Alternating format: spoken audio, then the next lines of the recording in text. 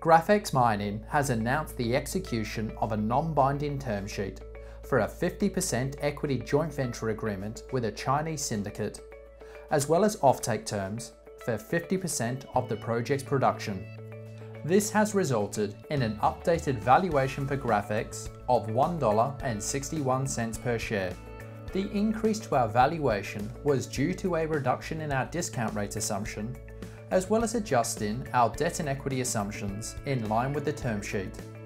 This is an excellent achievement for Graphex and groundbreaking for a junior ASX listed company, due to the stature of the groups involved in the transaction, as the syndicate is led by CN Docking, a subsidiary of China National Building Materials, a group who produces over 50% of all building materials in China. And whilst this transaction has been a long time in the making, it is worth the wait for investors, given this will see the Chilalo project essentially fully funded through to the commencement of production.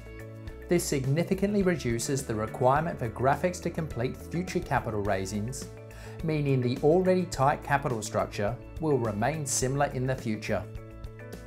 And whilst this transaction is currently non-binding, there are multiple factors that separate this announcement compared to other non-binding announcements made by similar companies on the ASX, namely the short and specific timing for binding terms to be finalised, the inclusion of a break fee, as well as the commitment by the syndicate to deposit 100 million Hong Kong dollars into a bank account within 10 days. The other major part of this announcement was regarding 50% of the project's production offtake. For any commodity that is not traded on a designated metal exchange, this is probably the most important aspect prior to the commencement of production.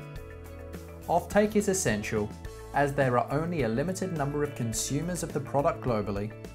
Therefore, the offtake agreement guarantees that a specified amount of production has a guaranteed buyer. We understand the syndicate was prepared to take a greater amount of the project's offtake. However, by selling to a third party outside of the syndicate, there is greater pricing transparency and increased pricing tension, therefore ensuring maximum revenue is achieved for Graphex. The most important aspect for Graphex in the short term is to make this transaction binding. It is likely that once this is achieved, Graphex will have a significant share price re-rating, as the project is largely de-risked, as offtake will be guaranteed and financing essentially completed, which are the two major risks for any graphite development project. We look forward to further announcements regarding the execution of binding terms in the coming months.